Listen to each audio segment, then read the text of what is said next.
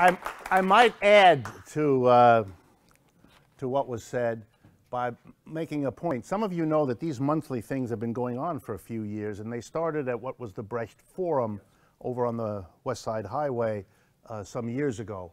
And back, I think it was in 2013, on a monthly evening, a friend of mine was in town, and we were going to get together and have a drink. And he said, because I had worked with him in the past a little bit, and he said, you know, let's get a drink. I said, I can't because I'm going to be giving the monthly talk at the Brecht Forum. He said, well, what is that? I described it. And he said, well, you know, let's do it together. So I brought him down. I don't know, anyone here there that night? Some of you were. His name is Yanis Varoufakis. And so he did this. He's now the finance minister of Greece. You read about him every day. But he was once standing in front of a room just like this, doing the monthly economic update like we are here. Indeed, I don't want to make more of this than I should, but indeed there's a number of my friends who are now very busy in Athens trying to figure out what to do. Okay, so let's talk a little bit about it. First, underscore the historic nature. This is really important and very important for Americans. The election a week ago, Sunday, this election is absolutely historic, no matter what happens from now on. It can go in a lot of different directions, but independent of where it goes, something happened a week ago Sunday that everyone kind of has to have in their heads. The conventional political parties that had governed Greece in this case, who are very similar to the Republican and Democrat here, they alternated governments. The New Democracy, the Greek Socialist Party was their names, and they alternated for decades. Together they got 2/3, 3/4 of the vote in most elections. Greece is, of course, unusual by American standards. It's typical in Europe. They have, and I apologize for them for this, they don't have just two parties. They have a bunch of parties. You know, we in America understand that two is all you need. But in other countries, they think they ought to have, I don't know, you could call it freedom of choice. They want lots of parties. You know, the way we want, when we go into the CVS, lots of toothpaste brands. We don't want just two. We want 27, one with green stripes, one with blue stripes, one with little blue dots in it. We want choice among toothpastes.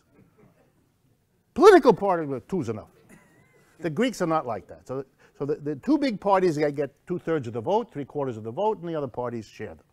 So the first big event is that the two parties who thought they had a lock on this, who thought that they would exchange government every 3, 4, 5 years in a musical chair kind of game, they don't together now get half of what they used to get. They're pushed out. That's amazing.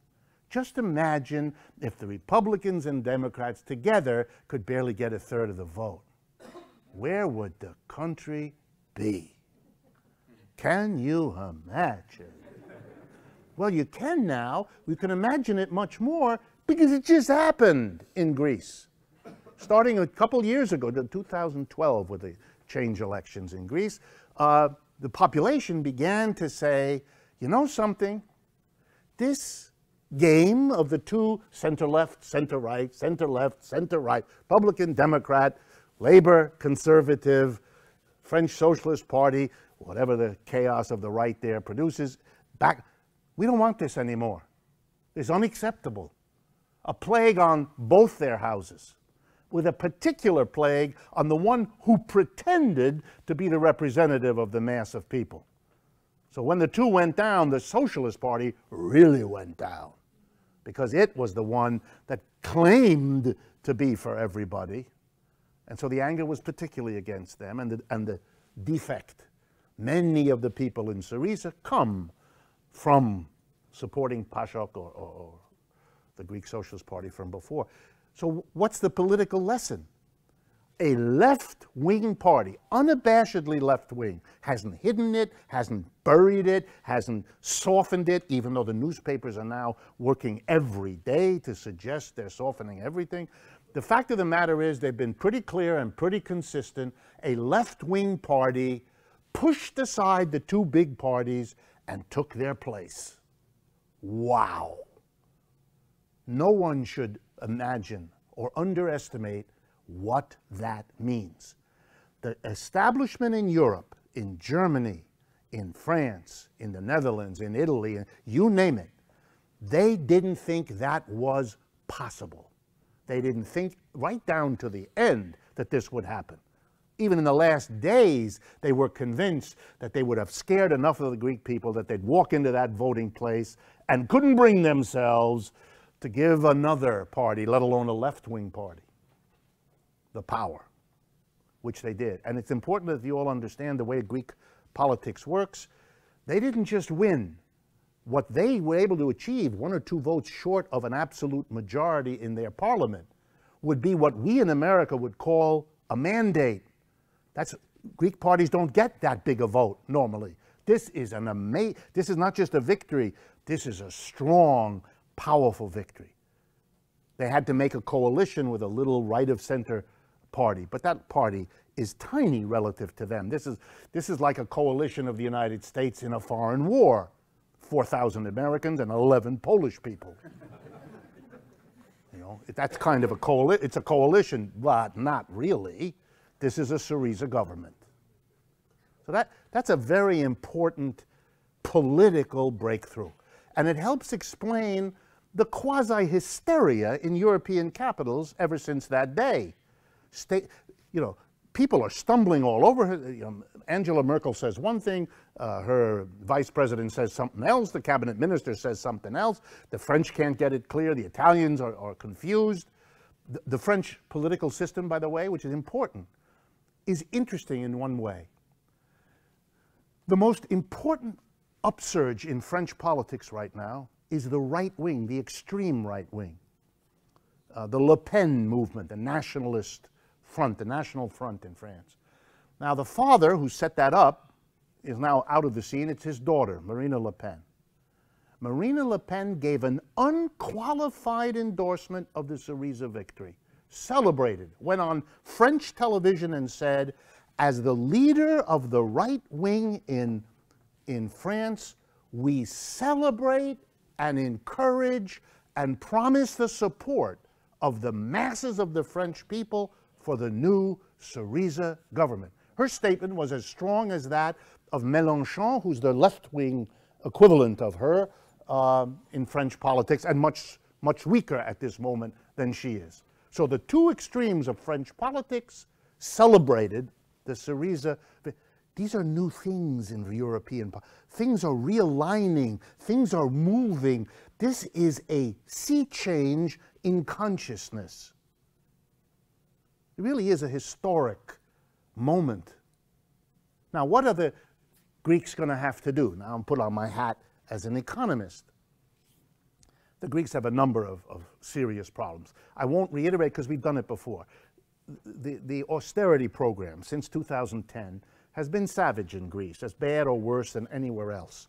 You'd have to go to places like Spain or Portugal to get even roughly comparable. A huge number of unemployed, a drop in pensions, a drop in salaries, a drop in the minimum wage, just a long list of horrific crunchings down of the people.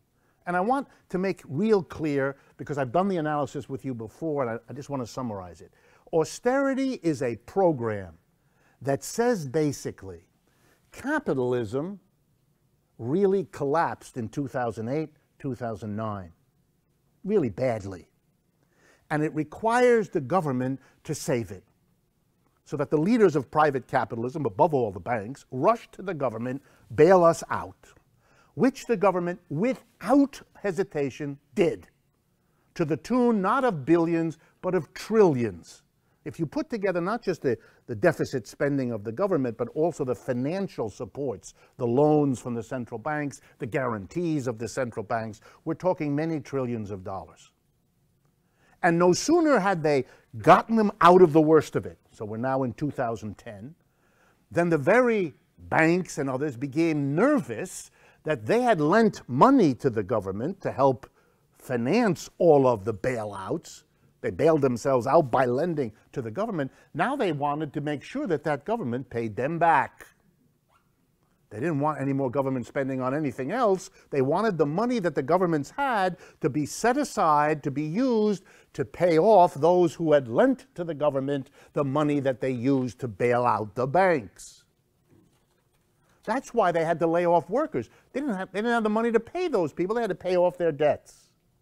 In Greece, it's a particular circumstance, many of those debts had initially been the debts of the Greek government to private banks in Europe, above all French and German banks. After the crisis was immediately over, after everybody, including us and here in the United States, had bailed out our banks with endless amounts of money without a question raised, the Greeks looked at their situation and basically began to let the banks know, the French and German banks, who didn't need the Greeks to tell them, but they told them very politely, look, we need a lot more money because we're a little country and we're really being whacked by this crisis.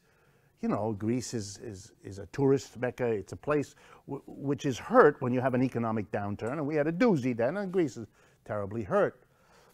And we would like to borrow a lot of money, like every other government. And the lenders in the world said, well, you know, why should we lend to you? You're poor. You're deeply in debt. And besides which, the United States government is borrowing every nickel we have. We'll lend to the United States government. It's a much better deal. We're not going to lend to you. Or the nice way that bankers say that. We will, of course, lend to you, but you'll have to pay us an interest rate like this. Because if you don't pay us a high interest rate, we'll lend to governments that are much more reliable than you. The Greeks said, but we can't. We're dying here. We can't pay higher interest. But you have to. Well, then, if we can't, and you insist we do, there really is only one way out, isn't there? It's called default. You don't pay. By the way, just a footnote as we go through this. In every court, in every country on earth right now, there are dozens and dozens of cases where borrowers can't pay the lenders what they owe them. And the courts have an elaborate procedure for how to handle that, and it usually means the lender loses a little bit and the borrower loses a little bit, and they have a new deal. That's what you do. Bankruptcy is a way of handling that, and many other arrangements. So the notion that a borrower says, oh, I can't pay, is some earth-shaking new event, it's older than molasses. It's nothing. It's an everyday occurrence. And the Greeks had gotten themselves to the situation where they were saying to the French and German banks, we're not going to be able to pay you. At that point, a political crisis begins. Why? The French and German banks had lent a lot of money to the Greeks. That's another long story, but we don't have the time tonight. They had lent a lot of money to the Greek government. They were into the Greek government for a lot. And they had just come through the crisis of 2008, so they were very shaky, and they had gotten bailouts from their respective governments. When the Greeks became aware, and they became aware that Greece might not pay, the French and German banks faced an incredible problem. They would be in deep trouble if the Greeks didn't pay. Not because Greece has so much, but in that history, in that moment when they were vulnerable, this would have been very... And you know what the French and Greek banks would have had to do? They would have had to go back to their governments, Sarkozy in France and Merkel in Germany, and say to them, we're really sorry, but a year and a half after you gave us a bailout, we need another one. Sarkozy and Merkel couldn't do that, because they would be out of office in 2 weeks if they did that. Their people were so angry at the first bailout, so the banks had their governments right over the barrel. You've got to help us. And you can't make it a bailout because we know you'll lose the election, so you can't. How are you going to? They solved the problem. They bailed out Greece by getting European Union, European Central Bank, and International Monetary Fund. That's the money that the people of Europe provide through their governments. They gave that money to the Greek government, which used it to pay off the French and German banks, who thereby got their money back, didn't have to go to their government, and we in America were told, the Greeks have been bailed out. The Greeks weren't bailed out. The Greeks are suffering unemployment at a catastrophic rate. This is the first generation in quite some time in Greece of young people that are leaving the country in huge numbers because there's no work and no future. Kind of the worst thing that can happen, in a sense, to a society. You spend 20 years educating young Greek people at the expense of the Greek government, and then they go and work in England or France, delivering their productivity at the end of their education to the country that didn't pay for the education, just gets the benefit. It only makes the horror of the drain worse.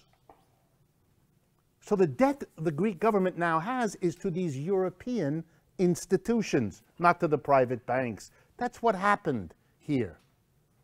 Meanwhile, the Greeks are savage. Why? Because in order to look prime minister-y, Mr. Sarkozy, unfortunately, had an election in the middle of this and got blown out by the French socialists, who said they were big anti-austerity. That was the way they ran their office. The socialists became the president, then took over the Senate, which they hadn't done in 50 years, and the National Assembly. So the socialists control everything in France, and immediately, having learned nothing from what happened in Greece with the PASOK, repeatedly betrayed their commitment to be anti-austerity and are now facing extinction in the manner of the Greek Socialist Party as well. Except in France, the anger about this has turned to the right, not to the left. Marine Le Pen is the banner carrier, not a Syriza-type movement. Okay. Now, what is Greece going to have to do? It's back in the same situation it was. The ratio of its debts to its GDP is worse now than it was 3 or 4 years. The whole austerity that was supposed to get you out of this situation hasn't done so. It's a mess. And Greece is facing a situation with a left-wing movement that has promised to raise the minimum wage, to return the pensions, to put people back to work, to stop selling off the assets. So for those of you that were worried that the Parthenon would be known as the Disney Parth, which was a plan, and that you'd be able to swing from one pillar to another while Mickey Mouse handed you a hot dog. This is not going to happen, okay? And the port of Piraeus will not be serving egg rolls the way they had planned, et cetera, et cetera. But the big problem for Greece, how are they going to do this?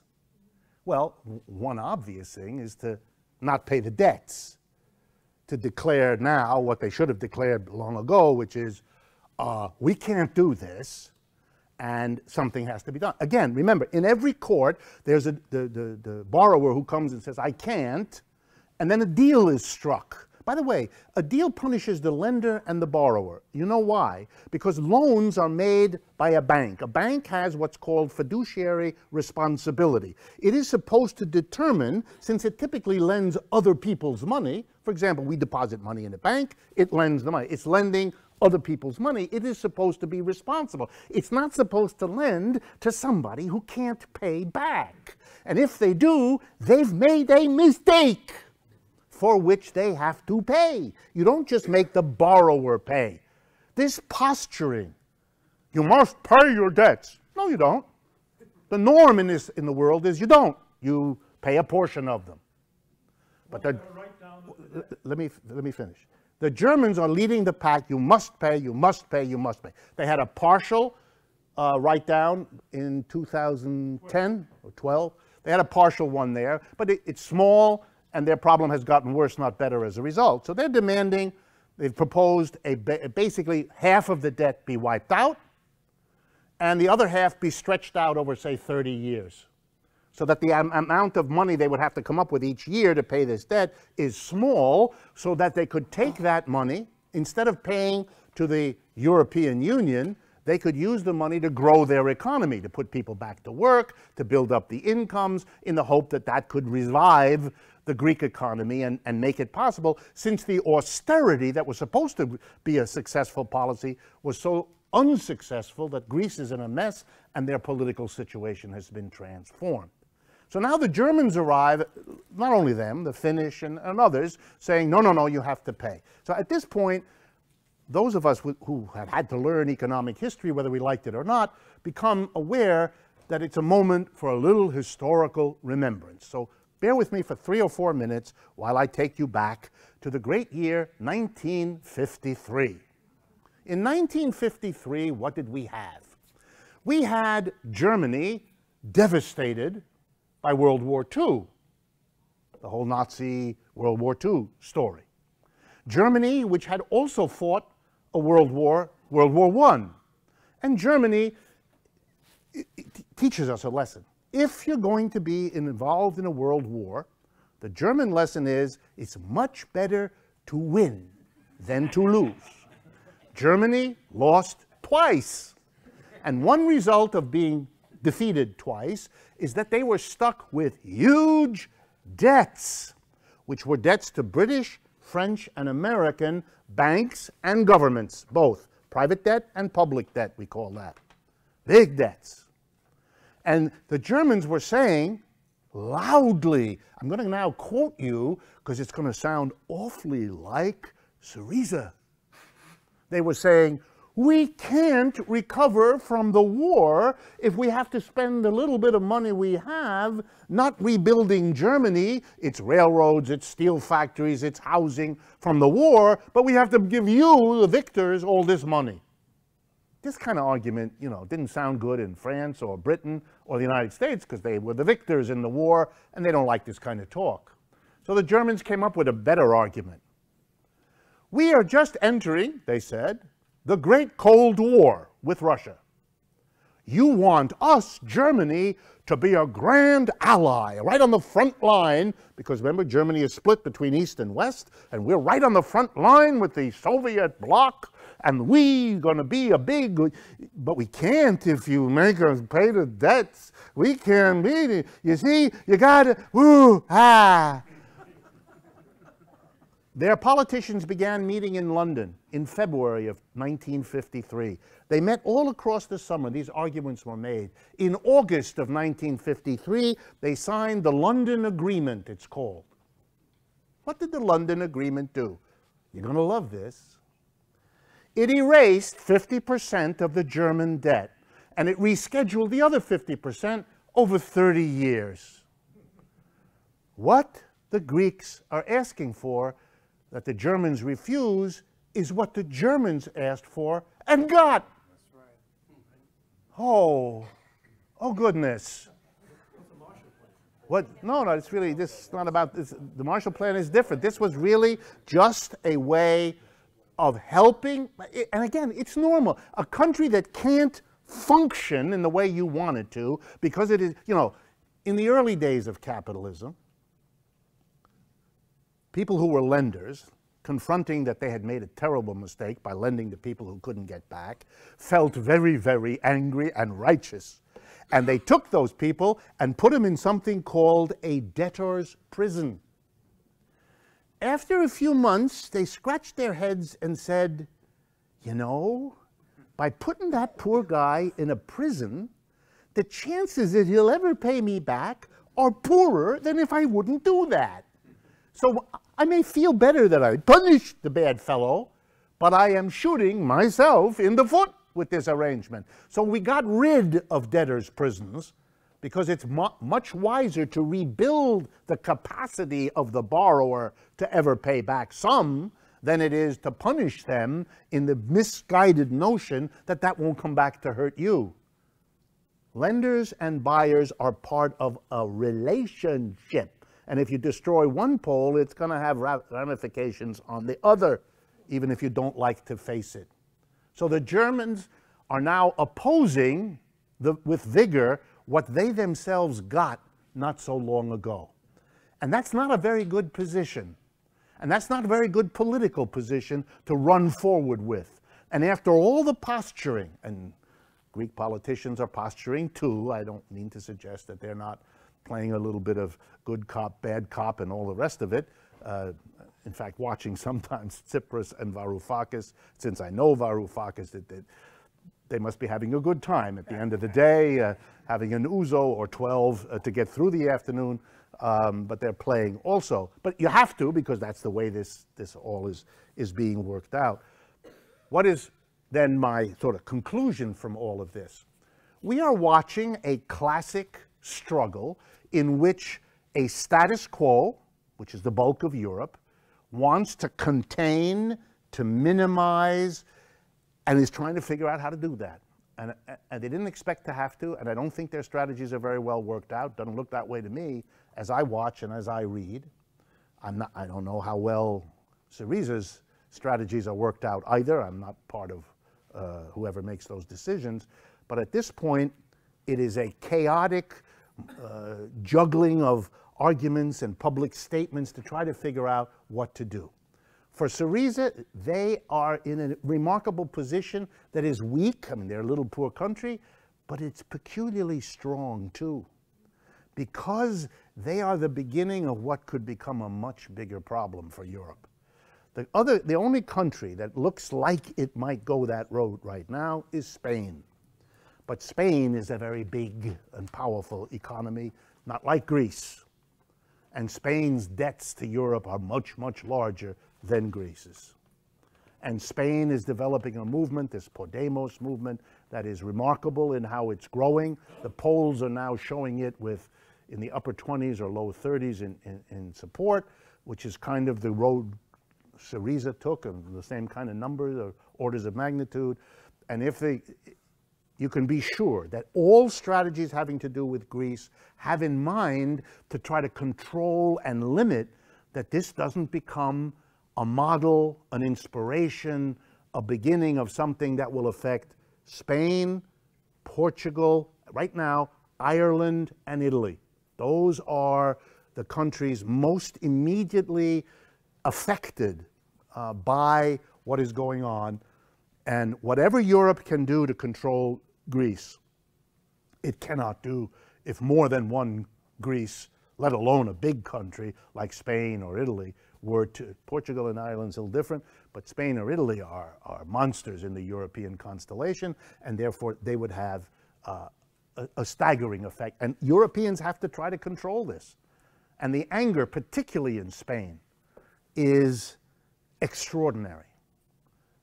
And because it may blow up between now and the next time we meet in our March meeting, I have to say a few words. There is a difference. The venom, there's no other word for it, the venom that is coming out in Spain is terrifying for me. You don't have, correct me if I'm wrong, the folks here from Greece, but you don't have a major politician in Greece who goes on the television and says about Tsipras what a major leader of the right wing in Spain said on television about Pablo Iglesias, who's the leader of the Podemos.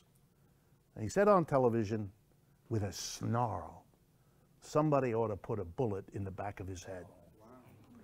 Wow. And that's not unusual.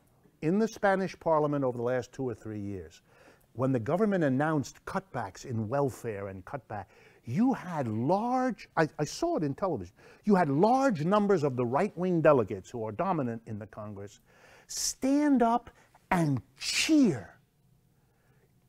For Americans, it's Mitt Romney's mistake in that meeting that he got caught at, you know, where half the Americans are moochers who live off, half of us work hard and the other half just live off the 47%, exactly, the 40. And even Romney didn't say it with, let's go, kill them. But in Spain, it is what? Very hard not to think of Franco and the history of Spain, of the Civil War, and all of the pain that comes out of any civil war that is now finding its way up into a split between right and left that is terrible to watch. And as the politicians struggle, also in Germany, also in Finland and other places, things are surfacing that are signs of a society and of a social system that's in extreme distress. For the Germans with their history, my mother was born in Berlin. My first language is German. I feel part of that culture. I was born in the United States and, you know, I'm an American, but German is part of what I am, and I'm happy about it.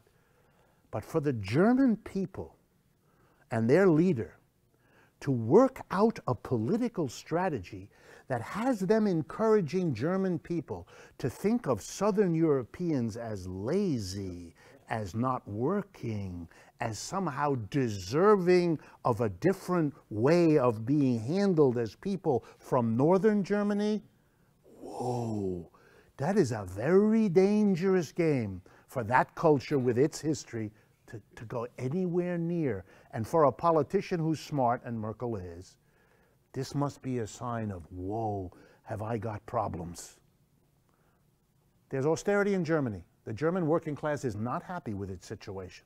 It has prided itself on being better off than the Southern Europeans. Not the least little factoid. If Syriza raises the minimum wage, I believe to the level of 750 euros a month, it will mean that the German working class that is working on part-time contracts will earn less than that, large numbers of them. And that's going to be very difficult to understand and to process. So we're going to be watching, and I will be coming back in March to talk about what has played out. What games are being played here? Will they try to starve Greece? Will the Europeans who are afraid try to make Syriza fail, break down, be unable to do anything in the hope that for the rest of Europe, then this looks like a direction you can't take, that it's a path that doesn't work, that it's a solution? Very dangerous game, because what would then Syriza have to do? If you're not going to get relieved by your external debt in order to deliver on your promises, and if you can't go back because the Greek Socialist Party shows you what happens if you betray all that, then the only thing left is to solve the problem of Greece by what? By going after the Greek wealth and changing that society. There are forces in Greece, in Syriza, that have spoken like that. There are forces in Greece that do not want to do that, and that fight is being held, has been and continues in that party, because relatively open to its different directions. But the danger of Europe is you don't give them a way out, you may be sorry where you force them to go. They might go to Russia. Yes, they are going to talk to Russia about the UK. All right, very quickly, because I don't have much time. Pay attention, it's worth it. We are part, by luck or happenstance, of a historic shift, and the ramifications are everywhere, including here in the United States. Right? Here in Greece, Syriza means alliance or coalition of left, coalition of people on the left, on the radical left. Well, it tells us then that, wow, look what you can do if a lot of disparate groups on the radical left make a coalition and have an organization and become political. My goodness, this might occur to Americans. Imagine that. And it might occur to them that if we did that, maybe we could have something like that, at least as a possibility, rather than assuming, as so many do, that it's impossible.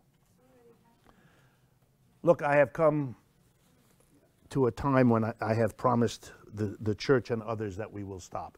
I was going to do, and let me tell you, I'll tease you with it, we'll do it next month.